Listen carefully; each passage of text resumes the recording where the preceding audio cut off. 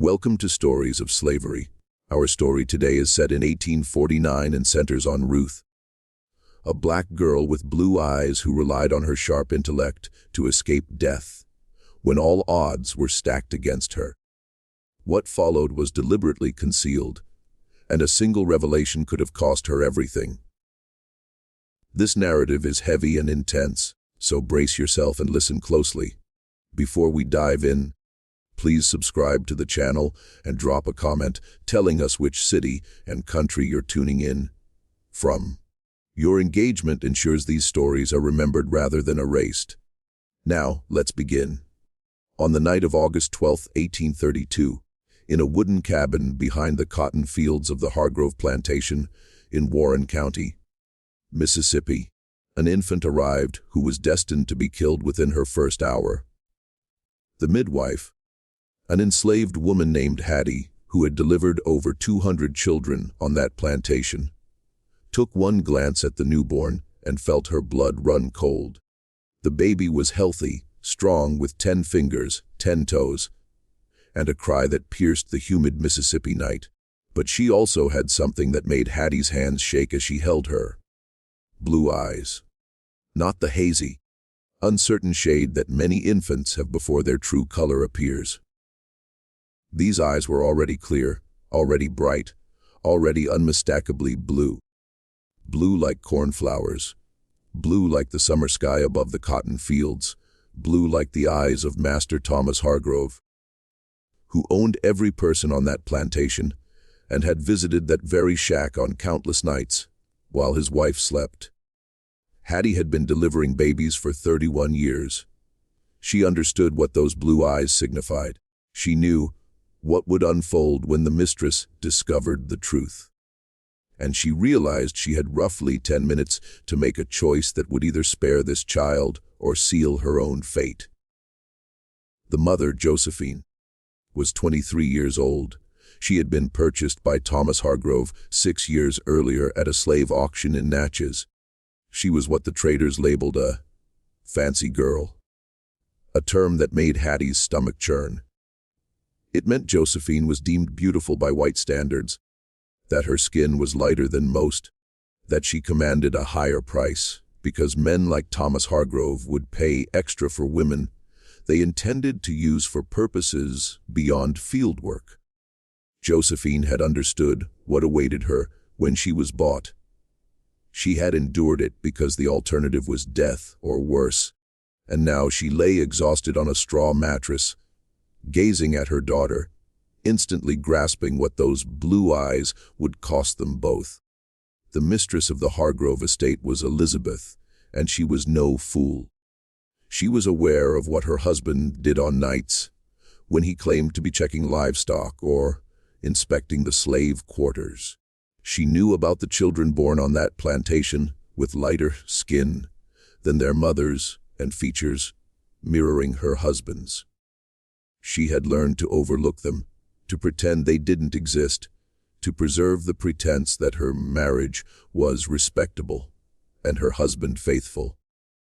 But there were boundaries to what she would ignore. Blue eyes crossed that line. Blue eyes were proof that couldn't be dismissed. Blue eyes would provoke whispers among neighboring plantation owners and knowing glances from ladies at church gatherings. Blue eyes were an insult Elizabeth Hargrove would not tolerate. When word reached the big house that Josephine had given birth, Elizabeth came to see for herself. She crossed the yard in the darkness, her white nightgown billowing in the warm August breeze, her face fixed in an expression Hattie recognized as barely restrained fury. She entered the shack without knocking. Enslaved people had no right to privacy, and looked down at the baby in Hattie's arms. She saw the blue eyes. She saw her husband's eyes staring back at her from the face of a black child. And she gave the order Hattie had dreaded. Elizabeth Hargrove didn't raise her voice. She didn't need to. She simply declared the child an abomination, that it should never have been born, and instructed Hattie to take care of it before morning. Everyone in that room understood what that meant. Hattie was being commanded to kill a newborn. Josephine would watch her daughter die within hours of birth. The evidence of Thomas Hargrove's sins would be buried in an unmarked grave behind the slave quarters, and life on the plantation would continue as if nothing had happened. But Hattie had delivered too many babies to follow that order. She had held too many newborns, felt too many tiny hearts beat against her chest, watched too many children grow into adults who toiled in the same fields as their parents. She couldn't kill this child, not even to save herself. So she did something that would haunt her forever. She lied. She told Elizabeth she would handle the situation, that the mistress should return to the big house and not trouble herself with such unpleasant matters. When Elizabeth left, satisfied her orders would be carried out, Hattie wrapped the baby in the cleanest rag she could find and carried her into the night. The slave cemetery sat at the edge of the plantation in a grove of oak trees that offered shade during the brutal Mississippi summers. It was where enslaved people buried their dead, marking graves with wooden crosses that rotted within years and stones that sank into the soft earth. No white person ever visited. It was considered beneath their notice, a place for property to discard other property. This made it the perfect hiding spot for a child who was meant to be dead. For 3 days and 3 nights, baby Ruth lived among the graves of those who had died before her. Hattie and 2 other women took turns sneaking out to feed her, using rags soaked in goat's milk, because Josephine couldn't come without arousing suspicion. They covered the baby's mouth when she cried, terrified someone would hear and discover their deception. They prayed over her, asking God to protect this child who had done nothing wrong except be born with the wrong color eyes. On the 4th night, when a slave trader passed through on his way to Vicksburg, they found a way to smuggle Ruth off the Hargrove plantation forever. The trader's name was Samuel Meeks, and he was exactly the kind of man most enslaved people feared. He bought and sold human beings the way others traded livestock, calculating prices based on age, health, and productivity. But Meeks also had a reputation for accepting bribes, for looking the other way when paperwork didn't match, for facilitating transactions planters preferred to keep unofficial. Hattie had saved for years, hiding coins earned from selling eggs and vegetables to travelers.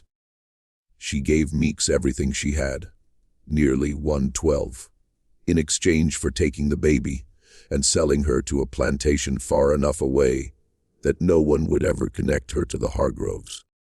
Ruth was sold 3 times before her 1st birthday. She passed through traders in Vicksburg, then Natchez, then finally New Orleans, where she was purchased as part of a lot by a man named William Thornton. Thornton owned a cotton plantation called Magnolia Grove in Madison County, Mississippi, about 90 miles north of where Ruth had been born. He bought the infant not because he wanted her, but because she came bundled with a group of other enslaved people he was acquiring to expand his workforce. The bill of sale listed her simply as female infant, approximately 4 months, good health, no distinguishing marks. Her blue eyes weren't mentioned, her origins unknown. Her connection to the Hargrove plantation had been erased. Ruth spent her early childhood in the slave quarters of Magnolia Grove, raised by an older woman named Bessie, who had lost her own children to sale years earlier. Bessie was the one who gave her the name Ruth, from the Bible story of the woman who said, "Where you go, I will go." It was a name of loyalty and devotion, and Bessie hoped it would bring the child luck in a world where enslaved people needed all the luck they could find. She noticed early that Ruth was different. The girl was quiet, watchful, absorbing everything around her with those strange blue eyes that made some uncomfortable and others suspicious. She rarely cried, rarely complained. She observed, By the time Ruth was 5, Bessie realized the child's mind worked in ways she'd never seen. Ruth could recall conversations word for word, even from weeks earlier. She could count without being taught. Adding and subtracting numbers most enslaved children never learned to manipulate. She could predict when the overseer would make his rounds, somehow grasping patterns in his behavior better than adults who'd lived on the plantation for decades. And most remarkably, she had taught herself to read. No one knew how. Enslaved people were forbidden from learning to read under Mississippi law. The punishment for teaching a slave to read was severe, and for a slave caught reading, even worse. Whipping, branding, mutilation, death. These consequences awaited anyone who dared to give enslaved people access to the written word. Yet somehow, at 5 years old, Ruth could look at newspapers blowing across the yard and understand the words. She could read signs posted around the plantation, labels on boxes, names carved into tools. She had decoded language entirely on her own, through observation, pattern recognition, and a mind that refused to accept limits. Bessie understood immediately that this ability was both a gift and a death sentence. If the wrong people discovered Ruth could read, she would be destroyed. Not just punished, but destroyed, made an example so slaveholders could prevent others from seeing that one of their own had acquired forbidden knowledge. It would challenge everything they believed about black inferiority. It would suggest enslaved people were capable of learning, thinking, becoming something more than property. So Bessie taught Ruth the most important lesson of her young life: how to hide. Ruth learned to pretend she was ordinary. She learned to look confused when white people spoke about things she understood perfectly. She learned to stumble over simple tasks she could have completed with ease. She learned to make herself invisible, unremarkable, forgettable. This was the strategy that kept her alive, the mask she wore for years. And she wore it so well that when she was 7 and brought to work in the big house of Magnolia Grove, no one suspected the quiet girl who cleaned floors and emptied chamber pots was smarter than anyone in the building. The mistress of Magnolia Grove was Caroline Thornton, unlike any white woman Ruth had ever encountered. Caroline was 43 when Ruth came to work in the big house. She had been married to William Thornton for 22 years and had borne him 5 children, 3 of whom survived to adulthood. She managed the plantation's domestic operations with efficiency and precision, keeping detailed records of every expenditure, every purchase, every transaction. She was educated, having attended a female academy in Charleston before marriage, and she read voraciously, ordering books from publishers in Philadelphia and New York that took months to arrive. Caroline noticed Ruth almost immediately. There was something about how the girl moved through the house, how her eyes tracked conversations, how she positioned herself to overhear discussions that shouldn't concern her. Caroline began watching Ruth the way Ruth watched everyone else, and what she discovered fascinated her. The girl was listening, not just hearing, but actively listening, processing, understanding. When Caroline discussed accounts with her husband, Ruth's eyes flickered toward the numbers on the page. When Caroline read letters aloud, Ruth's lips moved almost imperceptibly, following the words. When Caroline left books open on tables, Ruth lingered nearby, gaze fixed on the text. Caroline decided to test her suspicions. She left a note on her dressing table with a simple message. If you can read this, touch the blue vase. Then she hid and watched. Ruth entered to collect laundry as usual, saw the note, read it, and after a moment's hesitation, touched the vase. The discovery changed everything. Caroline should have reported Ruth, had her punished according to law, made an example of her to demonstrate what happened when enslaved people acquired forbidden knowledge. That was what society expected, what the system demanded. But Caroline was not entirely a creature of her society. She was curious, intelligent, and profoundly bored by the narrow life plantation mistresses were expected to lead. She began meeting with Ruth in secret, testing her abilities systematically with increasingly difficult texts and mathematical problems.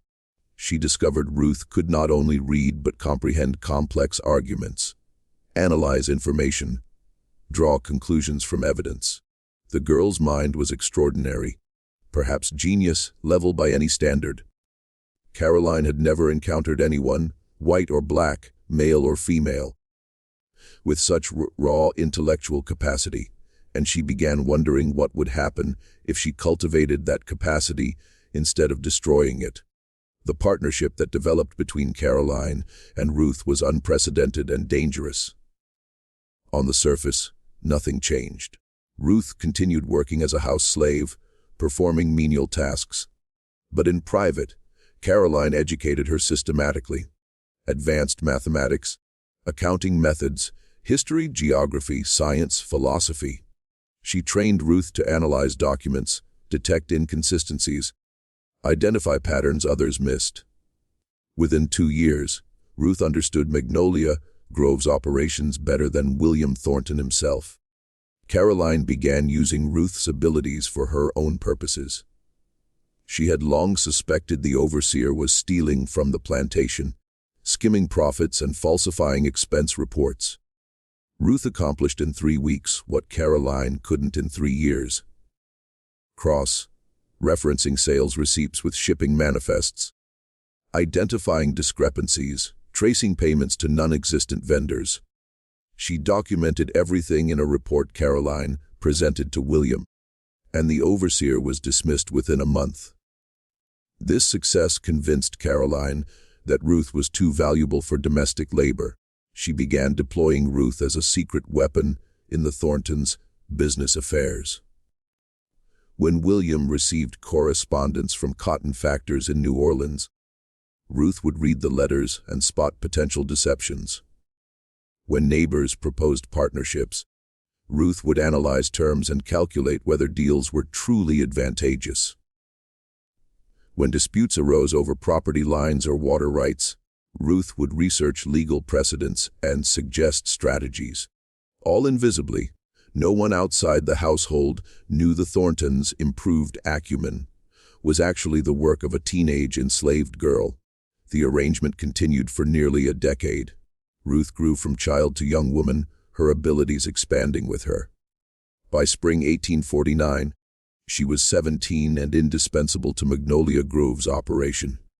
She managed household accounts, drafted correspondence Caroline signed, maintained files on every business associate and neighbor who might affect the Thorntons' interests. She knew secrets that could destroy families, understood financial arrangements even the parties involved didn't fully comprehend. She had transformed herself from property into something far more valuable. But she was still property, and that contradiction was about to catch up with her.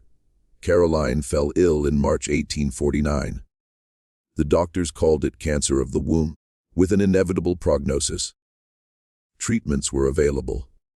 Painful procedures involving caustic chemicals and heated instruments. But everyone understood they only delayed the end. Caroline bore her illness with the stoic dignity expected of plantation mistresses, managing her household until she couldn't rise from bed, directing Ruth's work until she couldn't speak clearly.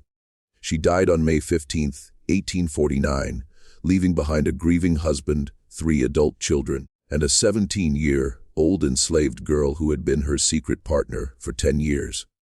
William Thornton was 58 when his wife died. A practical man not given to excessive emotion, Caroline's death affected him more deeply than anticipated. They hadn't married for love. Their union was an arrangement between families, merging land and resources. But over 22 years, something resembling love had developed. He had relied on her judgment, trusted her management, never realized how much of the plantation's success was due to her efforts rather than his. In the weeks following Caroline's death, William began settling her affairs, reviewing correspondence, financial records, personal papers. He wanted to understand her world, the domestic realm he'd largely ignored. And in that review, he discovered something that changed everything he thought he knew. He found the files on Ruth. Caroline had kept meticulous records of Ruth's education, accomplishments, contributions to the plantation's business operations. She had documented everything, perhaps intending to share it with William, perhaps unable to resist her habit of thorough record-keeping. The files contained Ruth's business analyses, financial audits, strategic recommendations. They revealed that for nearly a decade, the most important decisions at Magnolia Grove had been influenced by the insights of an enslaved girl, legally forbidden from reading. William's reaction wasn't what Caroline might have hoped. He didn't admire Ruth's abilities or appreciate her contributions. He felt betrayed, humiliated, afraid. His wife had been deceiving him for years, relying on a slave for intellectual guidance while he believed himself master of his domain. His business partners had been negotiating not with him, but with a black girl hiding behind his authority. Everything he'd accomplished was tainted. And there was another fear, deeper than wounded pride. Ruth knew too much. She had seen financial records, correspondence, private negotiations. She knew about debts William concealed from creditors, deals structured to evade taxes, arrangements with neighbors that would cause scandal if revealed. She knew secrets that could destroy the Thornton family's reputation and fortune. An enslaved person with this knowledge wasn't an asset. She was a threat, a liability, a danger to be eliminated. But William couldn't simply kill her. Too many people knew she existed. Household staff had seen her working closely with Caroline, and other enslaved people knew she held a special position. If Ruth suddenly disappeared, there would be questions, investigations, consequences William preferred to avoid. He needed a solution that would remove her permanently without raising suspicion. He needed her to die in a way that appeared natural, expected, unremarkable. He found his answer in Louisiana. The sugar plantations of Louisiana were notorious throughout the South. Cotton was brutal, but sugar was death.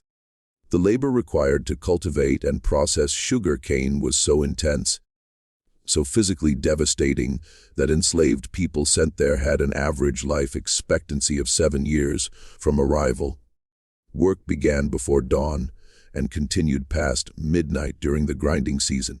Heat from the boiling houses could reach temperatures, causing permanent lung and eye damage. Machines that processed cane maimed and killed with terrifying regularity. Plantation owners calculated it was cheaper to work slaves to death and buy replacements than treat them humanly. A healthy 17-year-old girl sent to a Louisiana sugar plantation wouldn't survive long. She'd be worked past exhaustion, exposed to diseases thriving in the humid climate, fed barely enough to sustain life. Within a year, probably less, she'd die. No one would question or investigate. It would simply be the expected outcome of the slave system operating as designed. William began making arrangements.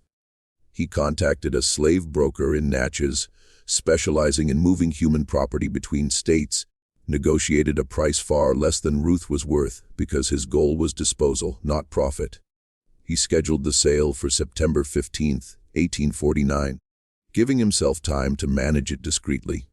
He told no one because secrecy was essential. But William made a critical mistake. He underestimated Ruth. She knew something was wrong from the moment he discovered the files. She watched him carefully in the weeks following Caroline's death, reading his expressions, analyzing his behavior, trying to understand what he would do. She saw fear in his eyes when he looked at her, cold calculation as he decided how to dispose of a problem. She recognized the signs because Caroline had taught her to recognize them in business negotiations. William was planning something, and whatever it was, it wouldn't be good for Ruth. She needed information to know exactly what he intended so she could develop a counter-strategy. And she had the skills to get it because Caroline had trained her well. Ruth began her reconnaissance in late August, 3 weeks before the scheduled sale. She still had access to William's study because she was responsible for cleaning it. A duty no one had reassigned after Caroline's death. She used this access to examine his correspondence, financial records, calendar of appointments. She did this carefully, methodically, leaving no trace. She copied nothing. Written evidence could be discovered. She memorized everything, relying on the extraordinary memory that had served her throughout her life. What she discovered confirmed her worst fears. William had arranged to sell her to a broker named James Patterson, who operated out of Natchez and specialized in bulk sales to Louisiana sugar plantations. The transaction was scheduled for September 15th. Patterson would arrive that morning, inspect the merchandise, complete paperwork, and transport Ruth to Louisiana before sunset. By month's end, she'd be working in the sugar fields. By year's end, likely dead. Ruth had 17 days to save her own life. She assessed her resources: no money, no allies among whites, no legal rights. She couldn't appeal to authorities because the law considered her property, not a person. She couldn't simply run because fugitive slave catchers operated throughout the region, and an escaped slave was worth money to anyone who captured her. She couldn't fight because physical resistance would result in immediate punishment and wouldn't change her legal status. Every conventional avenue of escape was closed. But Ruth had something most enslaved people didn't: information. She had spent 10 years accumulating knowledge about the Thorntons, their neighbors, their partners, their enemies. She knew secrets powerful men wanted hidden. She understood relationships and rivalries that could be exploited. She saw connections others missed, and she was willing to use all of it to survive. The plan she developed over the following days was extraordinarily complex. It required manipulating multiple people simultaneously, predicting their reactions, steering them toward outcomes, serving her purposes. It required perfect timing, absolute secrecy, and thinking several moves ahead like a chess player. It required risks that could result in her death if anything went wrong. Her first target was Henry Crawford, who owned an adjacent plantation. He and William Thornton had been rivals for decades, competing for land, labor, and status in Madison County society. Their disputes sometimes turned bitter. Lawsuits over property lines, accusations of slave theft. But they maintained civility because open warfare between planters was considered unseemly. They attended the same church, served on the same committees, pretended to be gentlemen while scheming against each other. Ruth knew things about Henry Crawford he desperately wanted kept secret. 3 years earlier, he had entered a business arrangement with a cotton factor in New Orleans that resulted in significant losses. To cover them, he engaged in fraudulent transactions, forging documents, deceiving creditors. Ruth knew because Caroline had discovered it during her investigations, and Ruth helped analyze the evidence. The information had been filed away, never used because Caroline saw no advantage in exposing Crawford while alive. But Ruth saw an advantage now. She began by sending Crawford an anonymous letter. She couldn't mail it through conventional channels because enslaved people weren't permitted to use the postal system.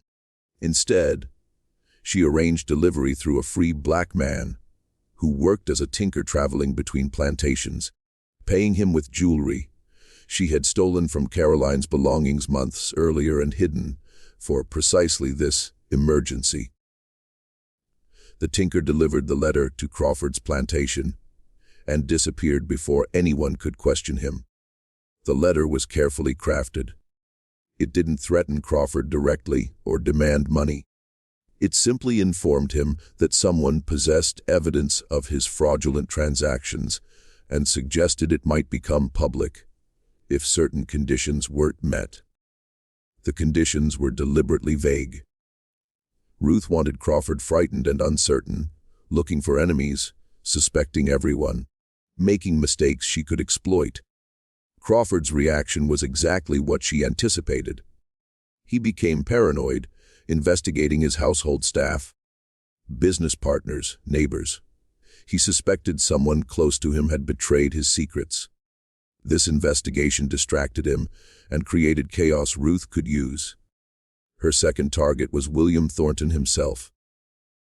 Ruth knew William's plan depended on secrecy. He didn't want neighbors knowing he was disposing of a slave who had been his wife's personal attendant. Didn't want anyone asking why a healthy young woman was being sent to the death camps of Louisiana. He needed the transaction to appear routine, unremarkable, forgettable. Ruth decided to make it remarkable. She began spreading information through Magnolia Grove's enslaved community, telling other house servants that Master William was planning to sell her, sending her to Louisiana to punish her for something she hadn't done. The servants talked among themselves, as servants always do, expressing sympathy for Ruth and wondering why Master William would send away someone who had served Miss Caroline so faithfully. These conversations reached white ears, as Ruth knew they would. Plantation mistresses heard gossip from maids, overseers from drivers. Within a week, Ruth's pending sale was being discussed throughout Madison County. People were curious why William Thornton was disposing of a valuable slave at discount, asking questions he had hoped to avoid. This attention made William uncomfortable. He had wanted the sale invisible. Instead, it became local gossip. He began worrying someone might investigate, that his reasons might be discovered, his secrets exposed. He became cautious, hesitant, uncertain, postponing some preparations and giving Ruth additional time. Her third target was the most dangerous. James Patterson, the slave broker who would transport Ruth to Louisiana. Patterson was a professional, trading in human beings for 20 years, evaluating enslaved people the way horse traders evaluated livestock. He looked for signs of illness, injury, disability, scars indicating punishment that might suggest troublesome temperament. He wasn't easily fooled and wasn't sentimental. Ruth understood she couldn't manipulate Patterson directly. He had no secrets she knew, no leverage she could apply. But she could affect the conditions under which he operated, change the context of the transaction in ways that might alter its outcome. She discovered Patterson had a competitor, Thomas Reed, operating out of Vicksburg, and the two had been feuding for years over territory and clients, undercutting each other's prices, spreading rumors, occasionally resorting to sabotage. Ruth sent a second anonymous letter, this time to Thomas Reed, informing him that Patterson was planning a significant purchase at Magnolia Grove on September 15th, including several valuable slaves, and that Patterson had been boasting about stealing clients from Reed's territory. The letter was designed to provoke Reed into action, creating conflict that would disrupt the sale. Reed responded exactly as hoped. He arrived at Magnolia Grove on September 10th, 5 days before Patterson was scheduled, presenting himself as a reputable broker offering competitive prices, suggesting William might want to consider alternatives. His arrival confused William, who hadn't expected competition for a sale he'd tried to keep secret. It raised questions about how Reed learned of the transaction, creating uncertainty William found deeply unsettling. While William was distracted, Ruth executed the next phase. She had been collecting documents for weeks. copies of correspondence, financial records, evidence of the Thorntons' business dealings over the past decade, hiding them throughout the plantation where they could be retrieved if needed. Now she began deploying them strategically. The first document went to a Vicksburg lawyer named Samuel Morrison, who had represented the Thorntons in several matters, but also Henry Crawford in a nearly court-bound property dispute. He had access to both families' secrets and was known for discretion. Ruth sent him an anonymous package containing evidence of irregularities in the Thorntons' financial records, irregularities suggesting possible fraud, with a note suggesting he investigate before his reputation became entangled in scandal.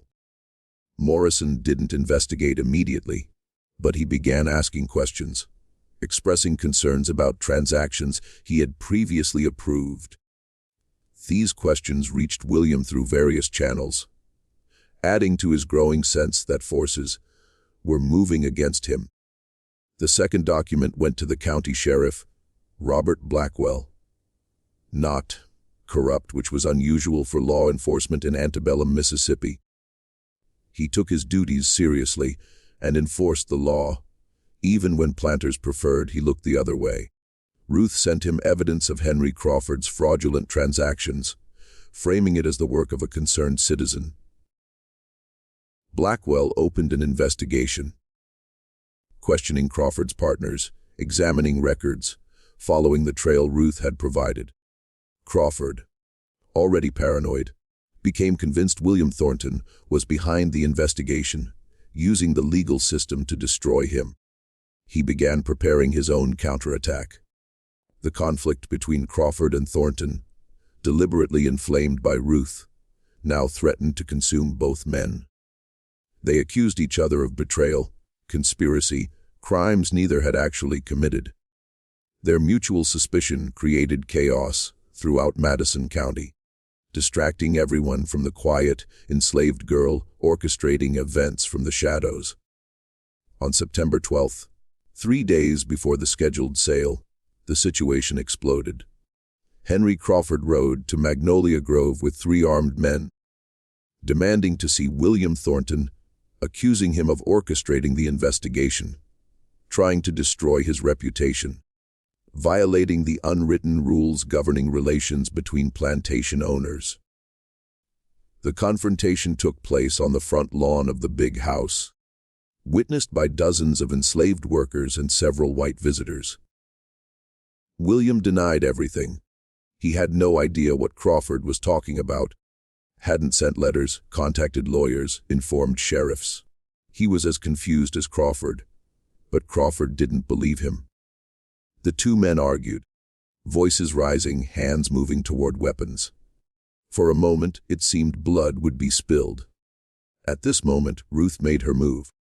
She stepped forward from the crowd of watching slaves, walking toward the 2 angry men with calm deliberation that made everyone stop and stare. Enslaved people didn't insert themselves into disputes between white men, didn't approach armed planters on the verge of violence. What Ruth did was so unprecedented, so unexpected, both Crawford and Thornton fell silent in sheer surprise. Ruth spoke. For the first time in her life, she spoke to white men as something other than property. She spoke with the confidence of someone holding power, even though the law said she had none. She told them she knew who sent the letters, who informed the sheriff, who orchestrated the chaos consuming both families. And she was willing to share this information, but only on certain conditions. The conditions were simple. Ruth wanted her freedom, legal documentation of her emancipation signed by William Thornton and witnessed by Henry Crawford. She wanted safe passage out of Mississippi, guaranteed by both men. And she wanted it immediately before the sun set on September 12, 1849. Both men laughed. The idea that an enslaved person could make demands was absurd. The idea that 2 plantation owners would grant freedom to a slave who had caused them so much trouble was unthinkable. They would simply beat the information out of her, torture her until she revealed everything, make an example remembered for generations. Ruth didn't flinch. She told them she had prepared for this possibility. Documents hidden in locations throughout the county. Documents that would be delivered to newspapers, lawyers, and government officials if she didn't return safely to a specific location by sunset. Documents containing evidence of crimes committed by both men. Evidence that would result in prosecution, imprisonment, and financial ruin. She wasn't bluffing, and she invited them to test her resolve. There was a long silence. Crawford and Thornton looked at each other, seeing their own fear reflected in the other's eyes. They had spent years accumulating secrets, building fortunes on foundations of fraud and exploitation, believing themselves untouchable, protected by wealth and status and skin color. Now a 17-year-old enslaved girl was threatening to bring it all crashing down. William Thornton spoke first, asking Ruth what guarantee he had that she wouldn't release the documents, even after receiving freedom. How he could trust someone who had demonstrated such deception. What would prevent her from destroying him, once beyond his control? Ruth answered honestly. She had no interest in revenge, no desire to see either man imprisoned or impoverished. She simply wanted to live, to be free, to walk away and never look back. If they gave her freedom, she would disappear, taking her secrets with her, never speaking of them again. But if they refused, if they tried to harm her, if they sold her to Louisiana as William planned, she would ensure they suffered consequences far worse than anything she had experienced. The negotiation lasted 3 hours, taking place in William's study with Ruth seated across from the two men who had enslaved and terrorized people like her their entire lives. They bargained over terms, argued about guarantees, threatened and cajoled, and ultimately surrendered to the reality that Ruth had outmaneuvered them. At sunset on September 12, 1849, Ruth walked out of Magnolia Grove as a free woman. She carried papers documenting her emancipation, signed by William Thornton and witnessed by Henry Crawford. She carried a small amount of money she had demanded as part of the negotiation, and she carried the knowledge that she had accomplished something the entire system of slavery was designed to prevent. She had freed herself.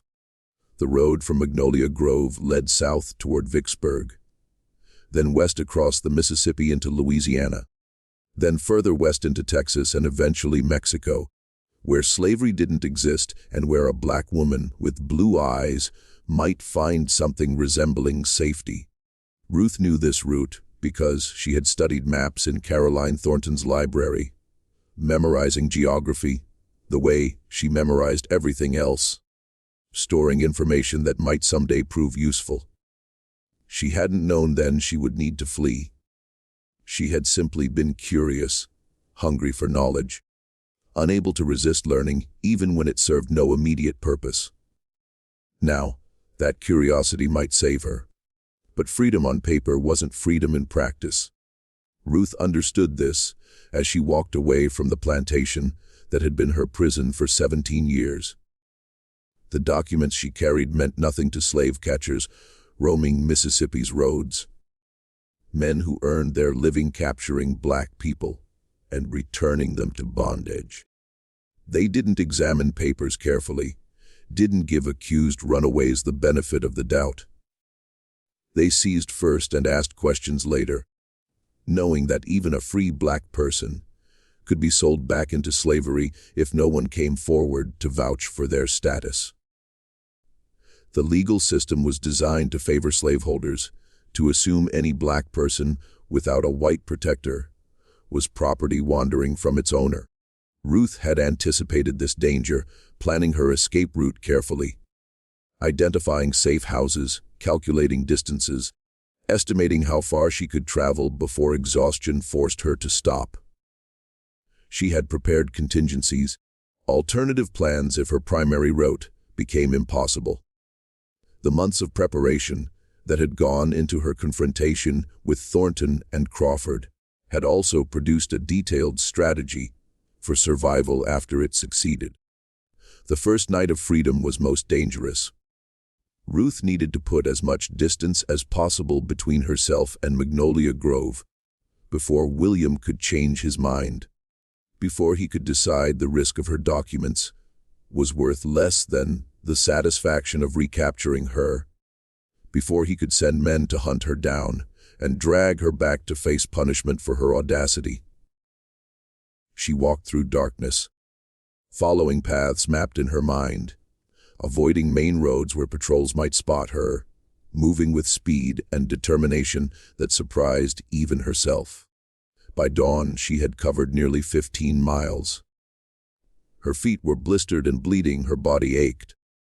But she was alive and free, and every step took her further from the life she had been forced to endure. She found shelter in an abandoned barn near Canton, hiding in the loft while she rested and planned her next move. She slept fitfully, waking at every sound, terrified someone would discover her hiding place. But no one came. The barn remained silent except for rustling mice and distant sounds of farm animals beginning their day. She resumed walking at sunset, traveling through another night of darkness and uncertainty. The second day brought her to Vicksburg's outskirts, a city on bluffs overlooking the Mississippi River. Vicksburg was a hub of commerce and slave trading, one of the busiest ports in the region. Thousands of enslaved people passed through its markets every year, bought and sold like livestock, shipped up and down river to plantations throughout the South. It was dangerous for a black woman traveling alone, but also a necessary waypoint on Ruth's journey to freedom. She had a contact in Vicksburg, a free black man named Solomon Burke, who operated a small barbershop near the waterfront. Solomon was part of an informal network, helping escaped slaves navigate dangerous territory between bondage and liberty. He wasn't connected to the organized Underground Railroad, which operated primarily in the Upper South and North. He was simply a man who believed freedom was worth fighting for and used his position to assist those who sought it. Ruth had learned about Solomon through the enslaved grapevine, the invisible communication network connecting black communities across the region, and memorized his address months earlier, adding it to the information stored in her remarkable mind. Finding his barbershop required navigating streets filled with white people who might question why a young black woman was walking alone without supervision. Ruth adopted a persona developed during years of hiding her true abilities. Hunched shoulders, downcast eyes, shuffling gait of someone broken by hard labor. She made herself look harmless, unremarkable, not worth a second glance. This performance had protected her throughout childhood, and it protected her now as she made her way through crowded Vicksburg streets. Solomon Burke was a large man in his 50s with gray hair and hands scarred by decades working with razors and hot water.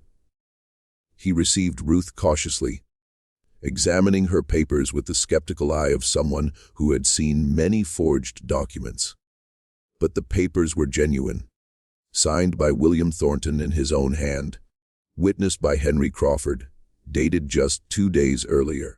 Solomon had never seen legitimate emancipation papers for someone so young, showing no signs of injuries or illnesses that sometimes prompted owners to free slaves who had become unprofitable. He was curious about her story, but wise enough not to ask questions she might not want to answer. He offered shelter in a room behind his barbershop, a small space that had hidden many travelers before, and provided food, water, and advice about the journey ahead. He warned her about dangers: slave catchers prowling roads, sheriffs arresting free blacks on pretexts and selling them back into slavery, ordinary white people reporting suspicious travelers out of malice or greed. He told her the route to Mexico was long and treacherous, that many who attempted it didn't survive, that she should consider whether death on the road might be worse than the life she was fleeing. Ruth listened but didn't waver. She hadn't risked everything to gain freedom, only to surrender it now. She hadn't spent months planning escape, only to abandon the plan at the first difficulty. She thanked Solomon for his help and honesty and asked what she needed to know to survive the next stage. Solomon told her about a steamboat captain named Marcus Wheeler, who operated a packet boat between Vicksburg and New Orleans. Wheeler wasn't an abolitionist, wasn't motivated by moral conviction or religious faith. He was simply a businessman who had discovered that transporting certain passengers could be profitable if done discreetly. He charged high prices but delivered cargo safely and asked no questions. Ruth had money from her negotiation with Thornton, enough to pay Wheeler's fee with some leftover for the journey. The meeting with Wheeler took place at midnight on the Vicksburg waterfront. The captain was a weathered man in his 40s with the permanent squint of someone who spent his life staring into sun and wind. He examined Ruth's papers briefly, more interested in her money than legal status, quoting a price nearly double what Solomon had estimated. Ruth had anticipated this and revealed hidden reserves only when necessary. She paid half in advance, promising the other half upon safe arrival in New Orleans. The journey downriver took 3 days. Ruth spent most of it hidden in a compartment below the main deck, a cramped space modified to conceal passengers who preferred not to be seen. She wasn't alone. 2 other travelers shared the space. A man named Frederick, escaped from a Tennessee plantation, and a woman named Clara, who had purchased her own freedom after years of saving and was now fleeing a former owner who disputed her papers. They didn't speak much. There was little to say, and silence was safer than conversation that might be overheard. New Orleans was unlike anything Ruth had ever experienced. The city was vast and chaotic, a swirling mix of cultures and languages overwhelming her senses after Madison County's rural isolation. French, Spanish, and English blended in the streets. Free people of color walked openly, operating businesses, owning property, living lives impossible in Mississippi. Enslaved people moved alongside their owners, some almost as well, dressed as the whites they served, others bearing marks of brutal treatment Ruth recognized. The city was a contradiction, where slavery coexisted with a significant free black population, where lines between bondage and liberty blurred in ways Ruth found both hopeful and confusing. She didn't linger. The city might be more tolerant than the Mississippi countryside, but it was still dangerous for a young black woman traveling alone. Slave traders operated openly in markets. Kidnappers targeted free blacks who might be sold before anyone noticed. Ruth used contacts Solomon had provided to find passage on a ship heading west along the Gulf Coast toward Texas and eventually Mexico. The ship was a coastal trader carrying cotton and sugar to Galveston markets. Its captain, a Yankee from Massachusetts, had no particular feelings about slavery, but was willing to transport paying passengers regardless of color. Ruth paid with the last of her Thornton negotiation money, calculating she would need work once in Texas, that resources wouldn't last indefinitely, that survival would require more than just escape. The voyage along the Gulf Coast took 2 weeks. Ruth spent the time learning everything she could about Texas and Mexico, questioning sailors and fellow passengers about conditions ahead. She learned Texas had been an independent republic before joining the U.S. in 1845, that slavery was legal there and expanding rapidly as cotton cultivation spread westward, that the Mexican border was porous and poorly guarded, that thousands of escaped slaves had found freedom crossing into territory where bondage didn't exist. She learned names of border towns. Rote's other refugees followed, dangers awaiting those attempting the crossing. She also learned about the Fugitive Slave Act Congress was debating, a law that would eventually pass in 1850, requiring citizens throughout the U.S. to assist in capturing escaped slaves, denying accused fugitives trial by jury, imposing severe penalties on anyone aiding runaways. The law hadn't passed yet when Ruth made her journey, but its approach cast a shadow over everyone fleeing bondage. Even if she reached Mexico, she would never truly be safe as long as the U.S. existed in its current form. The slave power reached everywhere, corrupting laws, buying politicians, ensuring no black person could ever feel secure. The ship landed at Galveston on October 3, 1849. Ruth had been traveling for 3 weeks, covering hundreds of miles by foot, steamboat, and sailing vessel, passing through territories where she could have been captured and returned to slavery at any moment. She was exhausted and frightened and uncertain, but she was also alive, also free, closer to permanent safety than ever before. Galveston was a young city barely 2 decades old, built on a barrier island in the Gulf of Mexico, serving as primary port for the Republic of Texas and later the state. The city had a small, free black population, mostly skilled workers from other parts of the South, and Ruth found temporary shelter with a family Solomon Burke had recommended through his network. She stayed in Galveston for 2 weeks, resting and recovering from the physical toll of her journey, beginning to understand that her escape wasn't complete. Dangers remained she hadn't fully anticipated. Word of her departure from Magnolia Grove had spread through networks connecting slaveholders across the South. William Thornton hadn't sent men to pursue her as she feared. He had done something worse. He placed advertisements in newspapers throughout the region, offering a reward for information about a runaway slave matching her description, claiming her freedom papers were forged, asserting she remained his lawful property, despite the documents she carried.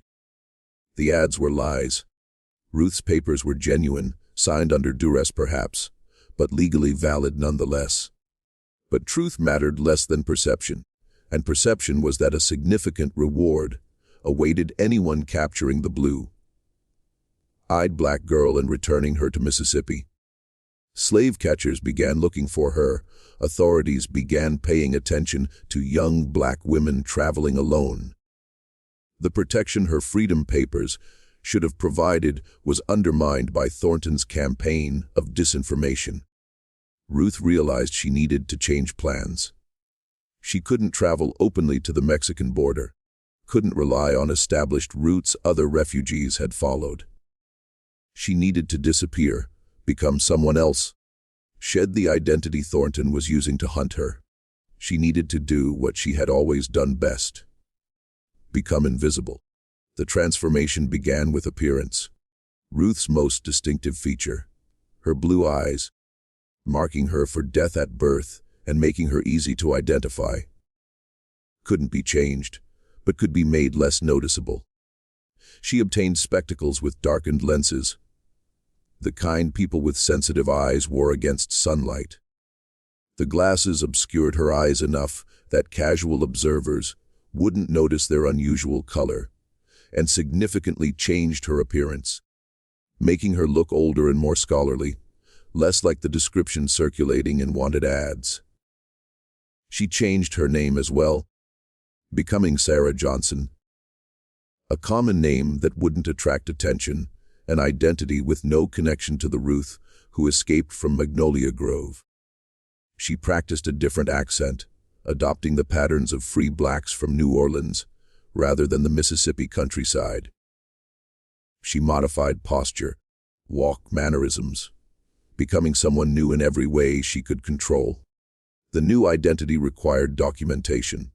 Ruth couldn't use the freedom papers Thornton signed because they identified her as Ruth and connected her to wanted ads.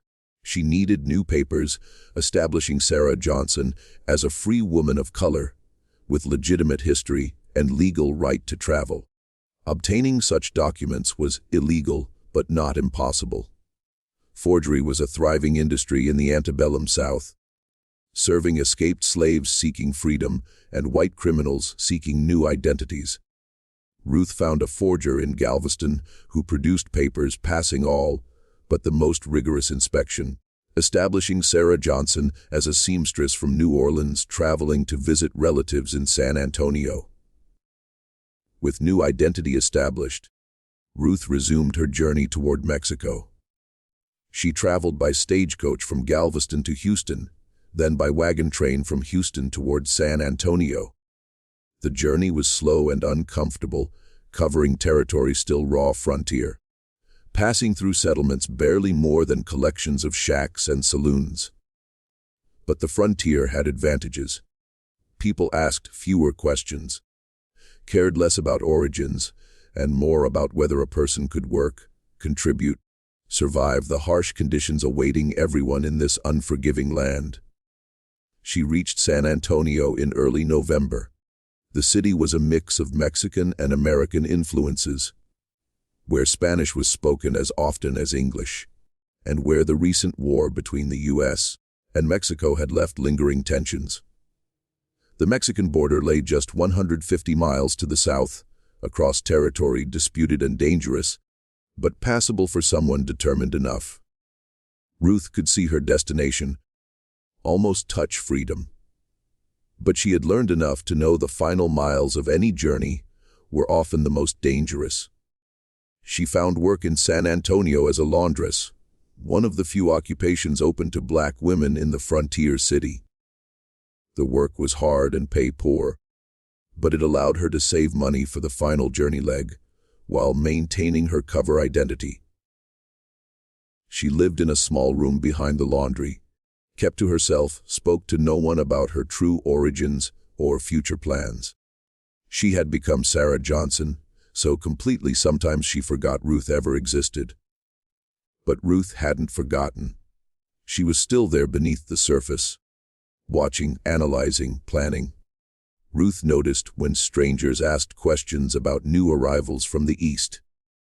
Ruth observed when certain men seemed to be watching places black people gathered. Ruth recognized signs of organized searching, the methodical pattern of hunters closing in on prey. They found her in December. She was working in the laundry when two white men entered and asked for Sarah Johnson. They were professional slave catchers, men who made their living hunting escapees and returning them to bondage. Hired by William Thornton to track down the blue-eyed girl who had humiliated him, following her trail across hundreds of miles from Mississippi to Louisiana to Texas. They didn't believe she was Sarah Johnson, didn't care about her papers. They had a physical description and a substantial reward, and they intended to collect. Ruth had prepared for this moment. She had always known running was temporary, that eventually she would have to confront the forces pursuing her. She had spent weeks in San Antonio not just working and saving but also planning, developing strategies for the confrontation she knew was coming. She had identified allies and resources, studied Texas's legal system, learned how it differed from Mississippi's and what protections might be available. She had positioned herself to fight. The slave catchers made their first mistake by assuming Ruth would be easy to capture. They were accustomed to taking scared and isolated runaways, people with no resources and no support, seized and transported before anyone knew what happened. They didn't expect organized resistance, didn't anticipate this particular target had been preparing for them. Ruth's response was immediate and coordinated. She had established relationships with several members of San Antonio's small abolitionist community, white people and free blacks who opposed slavery and were willing to take risks, helping those fleeing bondage. When slave catchers arrived, Ruth's allies swung into action. A lawyer named Thomas Bennett appeared at the laundry within an hour, demanding catchers produce legal documentation of their authority. A local businessman named William Cooper filed a complaint with the sheriff, alleging catchers were planning to kidnap a free woman. Several witnesses came forward to testify. They had known Sarah Johnson for months and could vouch for her free status. The slave catchers hadn't expected legal opposition in a slave state like Texas. They had warrants from Mississippi, but Texas law required additional documentation for capturing alleged fugitives. Documentation they didn't possess. They had physical descriptions, but Ruth had changed appearance significantly, and the woman standing before them didn't obviously match. They had confidence in authority, but that confidence was challenged by lawyers, businessmen, and witnesses determined to obstruct their mission. The confrontation played out over 3 days. Slave catchers attempted to seize Ruth directly, but were blocked by allies and warned by the sheriff that unauthorized kidnapping would result in their arrest. They attempted to obtain additional documentation from Texas authorities, but the process was slow and complicated and encountered unusual delays at every stage. They attempted to bribe local officials, but key officials had already been influenced by Ruth's network. Ruth used these 3 days strategically. She knew the catchers would eventually obtain needed documentation, that legal obstacles could only delay them, not stop them permanently. She needed to escape before bureaucratic barriers crumbled. Needed to reach Mexico, where American warrants had no authority and catchers couldn't follow. On the night of December 15, 1849, Ruth fled San Antonio. She traveled with a guide, a Mexican man named Diego Reyes, who knew the territory between San Antonio and the border and had helped other fugitives make the crossing.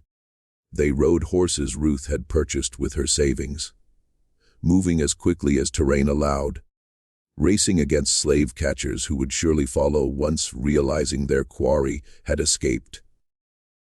The journey to the border took 4 days. They traveled through landscapes Ruth had never imagined. Deserts, scrublands, rocky hills stretching forever under the vast Texas sky. They avoided roads and settlements, following trails only Diego knew. Trails used by smugglers, refugees, and others who needed to move without being observed. They slept during the day and traveled at night, navigating by stars Diego could read like a map. On December 19, 1849, they reached the Rio Grande. The river was low at this time of year, shallow enough to wade across in many places. On the other side lay Mexico, a country that abolished slavery in 1829, where Ruth would finally be beyond reach of American law and American slave catchers. She could see the far bank, the promised land that had seemed impossibly distant months earlier, when planning escape from Magnolia Grove. But the crossing wouldn't be simple. The slave catchers had followed more quickly than Ruth anticipated. Diego spotted them in the distance. 3 riders moving fast along the trail Ruth and Diego had followed. They would reach the river within an hour, possibly less, if Ruth attempted to cross now. She might not make it to the other side before they caught up. The river was wide and current stronger than appeared. A crossing on horseback would take time. Time Ruth might not have. Diego made a decision. He told Ruth to cross immediately, push her horse into the water and ride for the Mexican shore without looking back. He would stay behind to delay pursuers, give her time to reach safety. Ruth protested. She didn't want anyone else to suffer on her behalf, didn't want Diego's blood on her hands. But Diego was adamant. He had helped many escape to Mexico. Some made it, some didn't. He wouldn't let Ruth become one who came so close only to be captured at the final moment. Ruth entered the river. The water was cold, colder than expected, current pulling at her horse's legs with surprising force. She gripped the saddle and urged the horse forward, focusing on the opposite bank, trying not to think about what was happening behind her. She heard shouting, horses splashing into the river, a gunshot echoing across the water. She didn't look back, kept her eyes fixed on Mexico, on freedom, on the future she had fought so hard to reach. The crossing took approximately 15 minutes. It felt like hours. Every second, Ruth expected hands grabbing, being pulled from her horse and dragged back to American territory. But the hands never came. The slave catchers never caught up. When Ruth finally reached the Mexican shore and turned to look back, she saw Diego still in the water, his horse blocking pursuers, his body between them and their target. She never learned what happened to Diego after that, whether he survived or sacrificed his life for her freedom. She searched for information in years that followed, asked everyone who might know, but Diego Reyes seemed to have vanished as completely as Ruth herself had vanished from the slave states. He became one of countless unrecorded heroes of the struggle against slavery. A person whose courage made someone else's freedom possible, whose name was never written in history books. Ruth crossed into Mexico on December 19, 1849. She was 17 years old, had traveled more than 1,000 miles from the plantation where she had been enslaved, outwitted some of the most powerful men in Mississippi, survived slave catchers, bounty hunters, and a legal system designed to ensure people like her could never escape. Standing on foreign soil for the first time in her life, she was finally, truly, irrevocably free. The first years of freedom were harder than Ruth had imagined. Mexico wasn't a paradise. The country was poor and politically unstable, recovering from a devastating war with the U.S. that had cost half its territory. Areas near the border were particularly chaotic, plagued by bandits, drought, and lingering conflict. Ruth had no money, no connections, no Spanish, no skills easily marketable in this unfamiliar environment. She had her intelligence, her determination, and her freedom. For a while, that was all she had.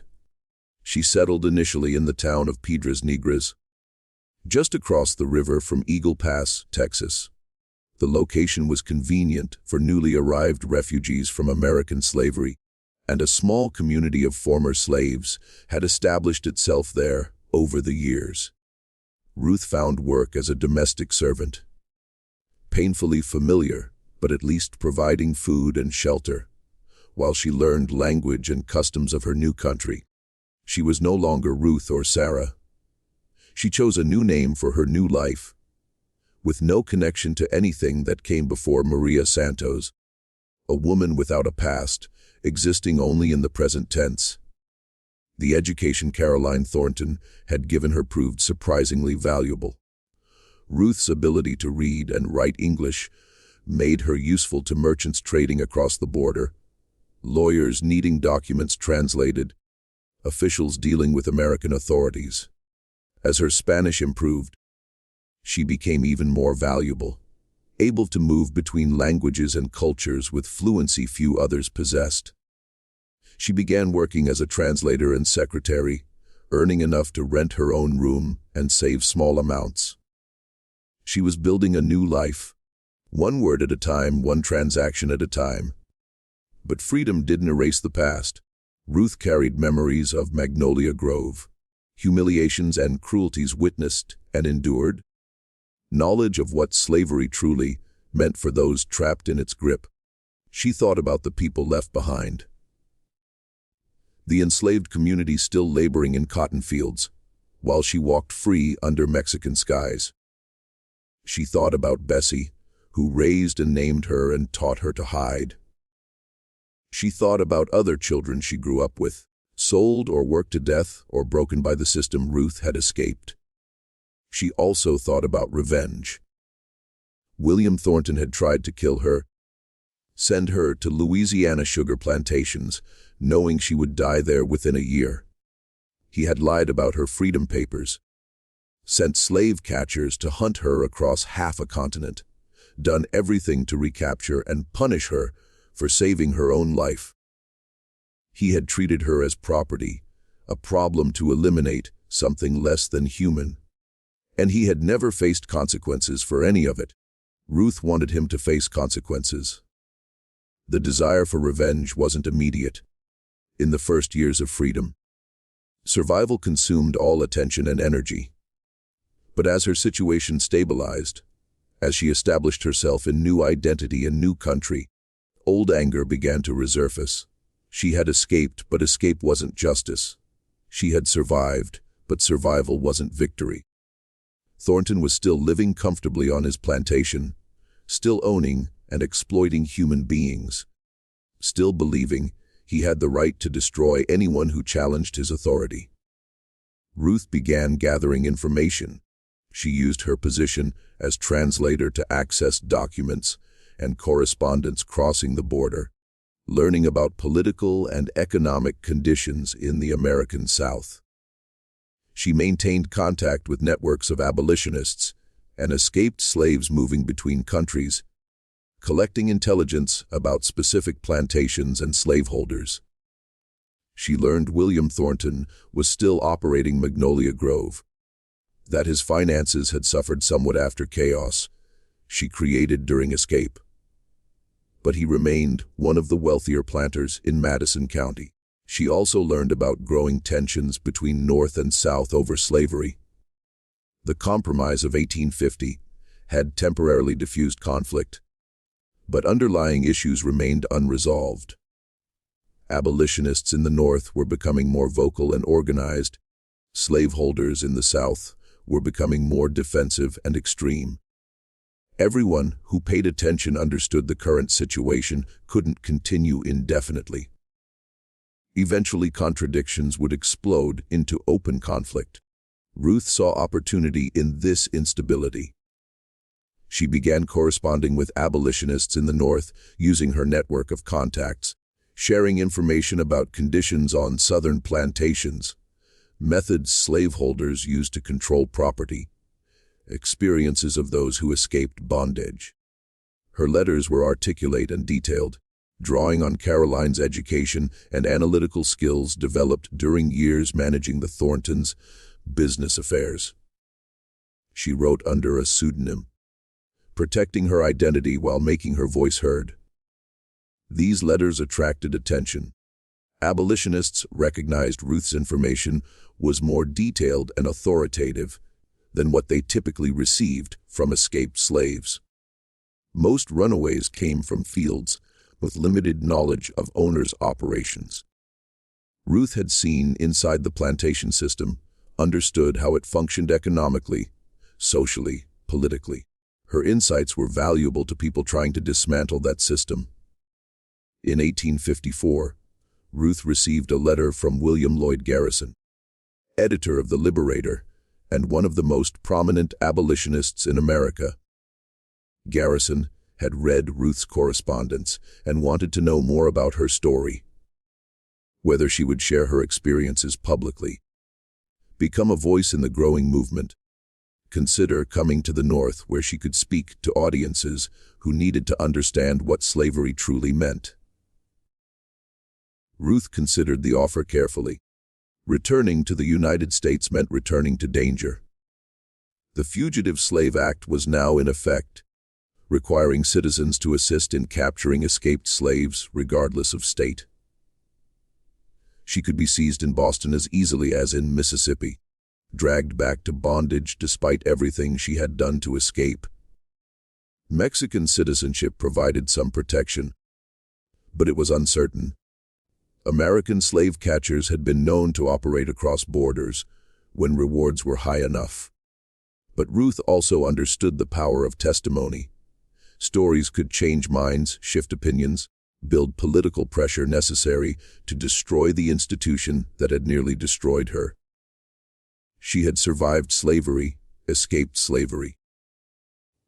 Now she had the opportunity to fight slavery, contribute to its eventual abolition, ensure no one else suffered what she had suffered.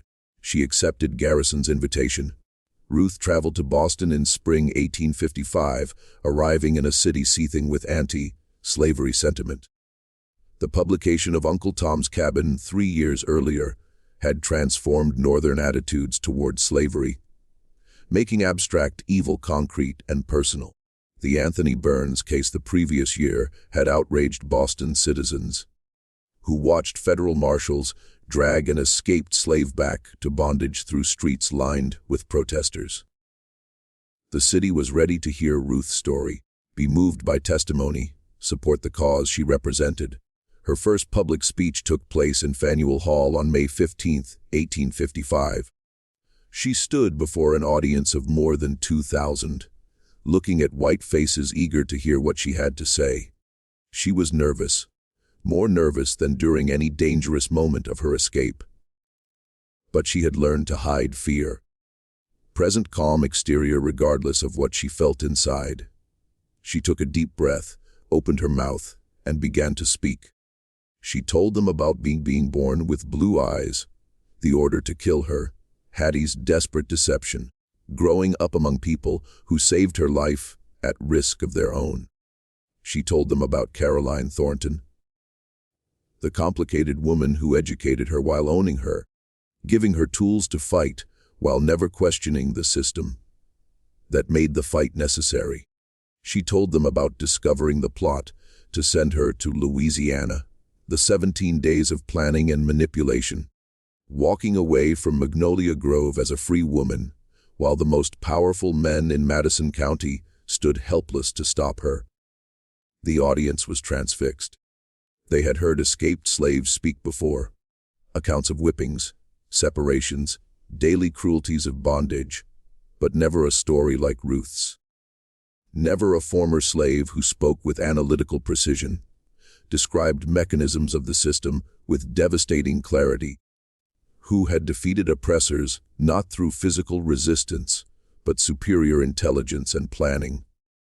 Ruth's story challenged everything they thought they knew about enslaved people. Proved that supposed inferiority of black people was a lie told by those who benefited from that lie. The speech was a sensation. Newspapers throughout the North reported on the blue-eyed former slave who outwitted her masters. Abolitionists invited Ruth to speak in cities across the region. New York, Philadelphia, Cleveland, Chicago. She became a celebrity of the movement. Her story repeated in pamphlets, articles, and sermons. She became proof that slavery was not just morally wrong but practically doomed. A system that couldn't survive if enslaved people like Ruth existed, clearly equal or superior to those who claimed to own them. But Ruth hadn't come to the North simply to tell her story. She had come for revenge. She had never forgotten William Thornton, never forgiven him for trying to kill her, hunting her across the continent, treating her as something to dispose of rather than someone to respect. Now she had a platform, an audience, the ability to strike back at the man who tried to destroy her. She began including Thornton by name in her speeches, describing his plantation, business practices, treatment of enslaved people, detailing fraud discovered during years managing his affairs, debts concealed, partners cheated. She exposed him publicly, making his name synonymous with worst excesses of the slave system, ensuring his reputation would be destroyed even if he never faced legal consequences. The exposure had consequences. Northern businessmen who had dealt with Thornton began distancing themselves. Banks extended credit more cautiously. Cotton factors in New Orleans offered lower prices, claiming concerns about reliability. Ruth couldn't touch Thornton directly, but she could damage him economically, chip away at the fortune built on enslaved people's bodies. Word of Ruth's speeches reached Madison County. William Thornton learned the girl he tried to send to her death was now a famous abolitionist, touring northern cities and telling audiences about his crimes. He learned his name was being cursed in churches and meeting halls, that he had become a villain in the anti-slavery narrative. He learned secrets Ruth carried hadn't been buried when she escaped. They were now broadcast to thousands who would never forget. The knowledge destroyed him. Thornton died in 1858, 3 years after Ruth began her speaking tour. Official cause was heart failure, but those who knew him understood he had been broken by public humiliation, collapse of business relationships, realization that a slave he tried to murder had achieved revenge more complete than physical violence. He died knowing his name would live in infamy, remembered not as a gentleman planter, but as a monster who tried to kill a child for having the wrong color eyes. Ruth continued speaking until the Civil War made testimony unnecessary. The conflict everyone predicted finally arrived, consuming the nation in 4 years of bloodshed that killed more than 600,000. Ruth supported the Union cause, speaking at recruitment rallies and fundraising events, celebrating each Northern victory. As a step toward destruction of the system she had escaped. When the Emancipation Proclamation was issued in 1863, she wept for the first time in years. Overwhelmed by knowledge that millions would experience freedom she had fought so hard to achieve. She returned to Mexico after the war ended, settling in Mexico City, where she lived until her death in 1891 at age 59. She never married, never had children, devoted later years to education, establishing schools for poor children and teaching them to read and write, giving them the same tools that had saved her life. She wrote a memoir published in 1878, a detailed account of her escape and experiences as an abolitionist, a document historians would later cite as one of the most important first-person accounts of American slavery. The memoir began with her birth, Hattie's decision to save her life, blue eyes that marked her for death, and ultimately became her signature. It ended with a simple statement capturing everything Ruth learned during her extraordinary journey. She had been born a slave, lived as a fugitive, spoken as an activist, and died as a free woman. Her eyes had seen cruelty and courage, hatred and hope, the worst and best human beings were capable of producing. Freedom was never given, only taken. Those who waited for permission would wait forever, and she had no regrets. The blue-eyed black girl, who should have been killed at birth, had lived to see slavery destroyed. She contributed to that destruction with words, witness, refusal to accept the fate the system assigned her. She proved intelligence could defeat power, determination overcome oppression. One person with will to fight could change history. She had been impossible from birth, remained impossible for 59 years of struggle and survival. And in the end, the impossible had won. Like video and subscribe my channel. Thanks for watching my video. Subscribe.